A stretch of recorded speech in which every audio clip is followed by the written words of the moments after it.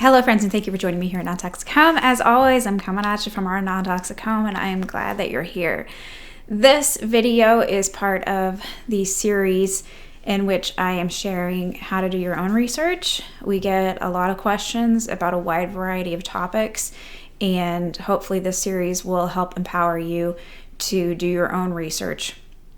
I can't share everything as far as all of my techniques and every single tip that could possibly arise from how I specifically research everything, just because I've done it so long. I'm not going to be able to think of everything, but I can share with you the results of some of my research on search engines, and that's what the topic is today. There are many other topics, of course, as well that I've already recorded and that are to come. So I think that most people are aware today of the problems inherent with the big search engines such as Google and Bing. It's really mostly Google as far as search traffic goes. We actually have had some very popular articles that Google sent traffic to for quite some time, and then the robots realized what the topic truly was about and realized that we were actually sharing something that's threatening to a corporate narrative, and thus you can't find those articles anymore via Google.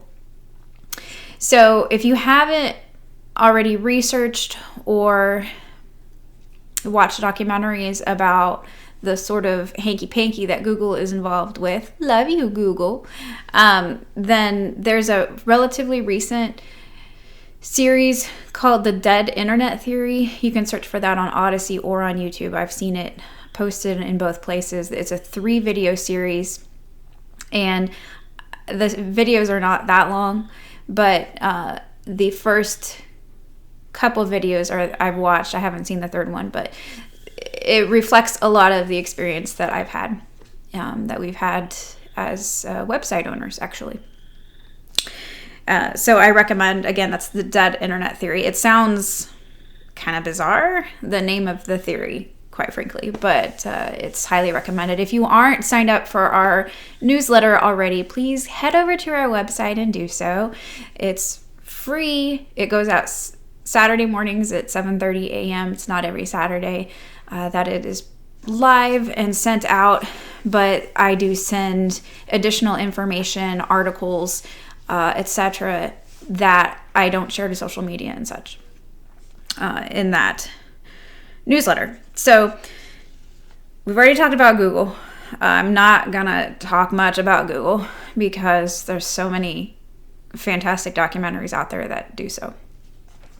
Bing is, of course, from Microsoft, which is, of course, from Bill Gates.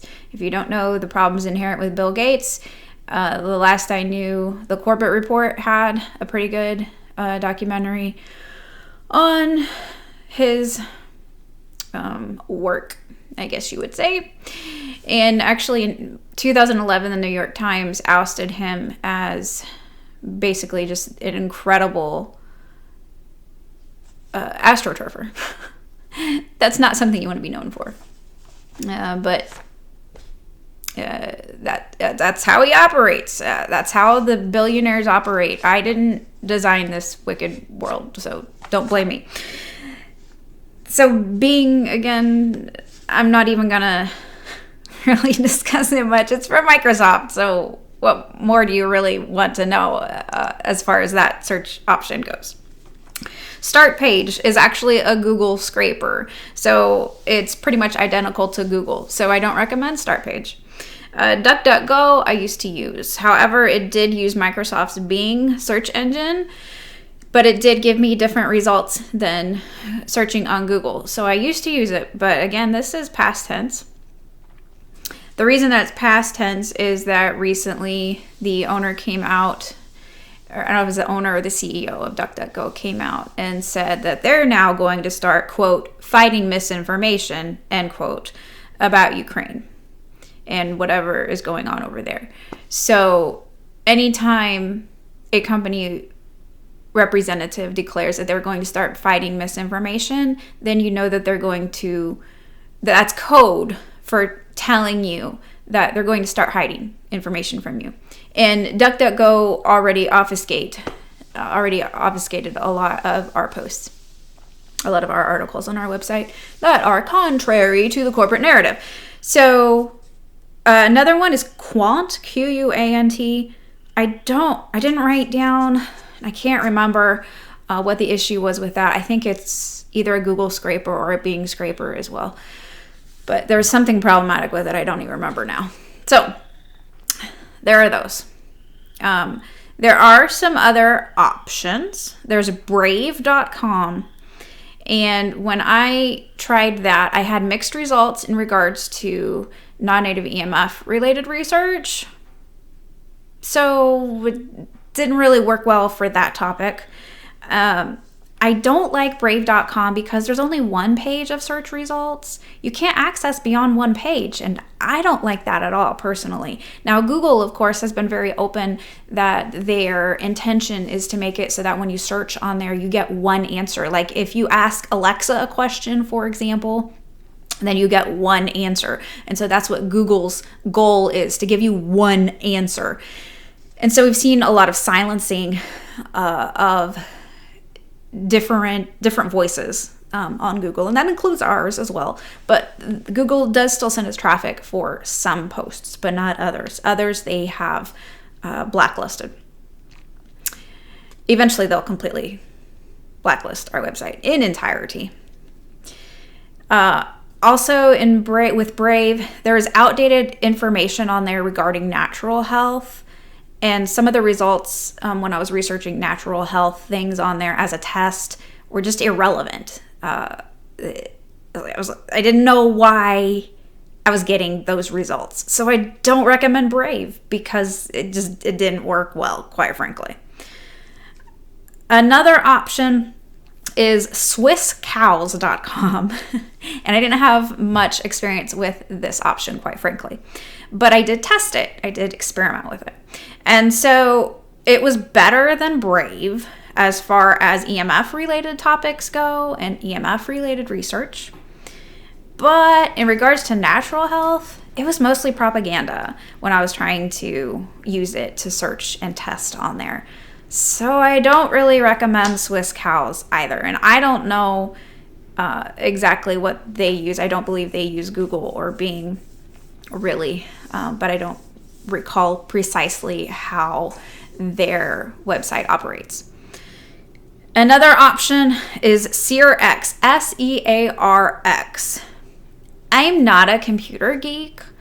Our website uses GoDaddy Website Builder because HTML blows my mind. I have mad respect for those who are skilled with HTML. I don't like HTML.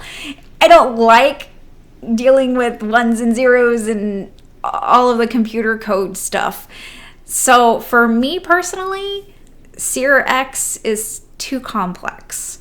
For me personally.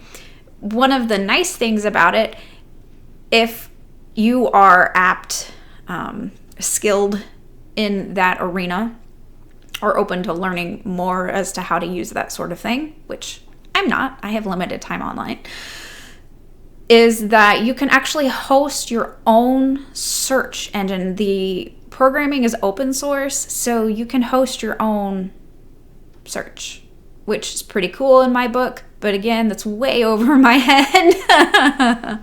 And it's going to be way over the head of a lot of people as well. So I don't really recommend that. So what do I use now? This is what I'm using now. It's Presearch, PRESEARCH.org, or you can just search for Presearch. I have had very good experiences using Presearch. And by the way, I believe I've pretty much covered most of the search engines to this point. Presearch is the best alternative search engine, hands down, when it comes to natural health topics. It actually had my post on epinephrine alternatives ranked. I think it was second or third or something like that. And it definitely was not downranking or downgrading posts from our website that challenge the corporate narrative. And I find that necessary in recommending a search engine. Also, my search was not precise. It was not exact as far as the title goes for EpiPen alternatives, and it ranked that article. Now, confession, I'm a bit biased. All right, so if I'm searching for something that's related to an article on our website, I'm gonna hope and look for a result that is related to what's on our website, that links to our website. And pre-search does that. At least they did for some of the things that are more popular, some of our articles that are more popular, such as the EpiPen alternative article. So I liked that. That's what I'm using now. I have it set up. We don't use Google Chrome. We use Firefox. Google Chrome comes with all of the problems that are inherent with Google. But the Firefox browser does work well with pre-search. I have pre-search set so that that's what if you type it into the top, it searches pre-search. Another good thing that I like about pre-search that I find very handy is that if I'm not able to find easily the answers that I'm looking for, it has on the left side a list like Google and Bing and DuckDuckGo that you can click on. It'll take you to that search on those search engines because that can be beneficial as well. And I find that very helpful, especially because I personally, when I'm researching topics, especially if it's for clients, I try to be as efficient as possible in general, both for myself and for clients, but especially for clients. And so I will often search using multiple search engines, including pre-search. And those initial ranked posts will be different depending on the different search engine. And so I find that an easy tool to broaden my search horizons beyond pre-search and be able to find more relevant information faster, because everything for me has to be efficient. And I have focused on that since I was a teenager and had fibromyalgia, limited energy. Of course, I've cured fibromyalgia since then, but I've got other issues now, all due to pharmakeia. Thank you for that, pharmakeia. So the one drawback of pre-search that I find concerning is that to advertise on there and something else, I don't even know. I haven't really looked into it because I'm not really interested. They have their own crypto. All right. So if you search on our YouTube or Odyssey channels for crypto, personally, morally, I am concerned about it. I'm going to bring in faith here for those who don't want anything to do with faith, with my faith. All right. So, but cryptocurrency,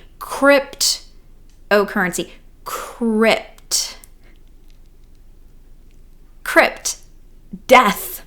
All right. So death currency.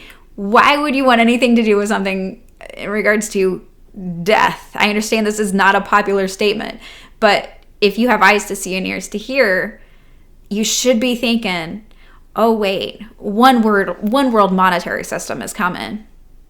And the one world monetary system is clearly going to be some kind of crypto crap. It's going to be some kind of digital crypto crap. And the reason why I can say this confidently is because we've got superstars like Matt Damon promoting various crypto. I don't even remember what advertisement. I don't even know. I don't know if it was Bitcoin maybe. I don't remember. Don't really care. It's all the same to me because I don't want anything to do with any of the crypto mania. And it's just going to be easier for you to be tracked. And I know people say, well, you can't track crypto and all of these things. All right, you can believe whatever you want, but we live in a surveillance state, my dear. And so unless you have some serious computer whiz skills going on, even if you have a VPN, you can still be tracked. Don't be silly. Even if you don't have anything in your home that integrates with the Internet of Things, besides, for example, a desktop, which I recommend that you avoid anything with the Internet of Things that integrates into the Internet of Things unnecessarily, it can be hacked. Even if that's the case, you've still got small cell towers outside your house and satellites, which are, of course, really dirigibles, that are able to keep an eye on you and listen in on your conversations and look in through your windows and all of these other sorts of things. So, as I've shared previously, I know for a fact that here in the United States that we're living in a surveillance state because of when the bird flu was first discovered here in Indiana. The declaration from the media by the officials wasn't, hey, you need to contact us if you have chickens, if you are in a specific area. All right, you need to contact us. It was, no, we know who has backyard chickens. We've already contacted them because we know. And so obviously, I doubt that anybody else caught that, but obviously, we're in a surveillance state. So if you think that you can cover your tracks or whatever, unless you're like a really skillful computer whiz, a hacker sort of thing, then you're not going to be able to hide that stuff. You're not going to be able to hide your searches. Don't be silly. That's just ridiculous. So anyways, with searching, there is obviously the one drawback to pre-search, but realistically, it's a really great tool in my pocket personally because it saves me time and energy. And as far as the accuracy of the results being truthful and less propaganda, that's the one that I would recommend. And so hopefully this has been beneficial to you. If so, please give this video a thumbs up and share it with somebody. Thanks so much for being here. Have a most beautiful and blessed day.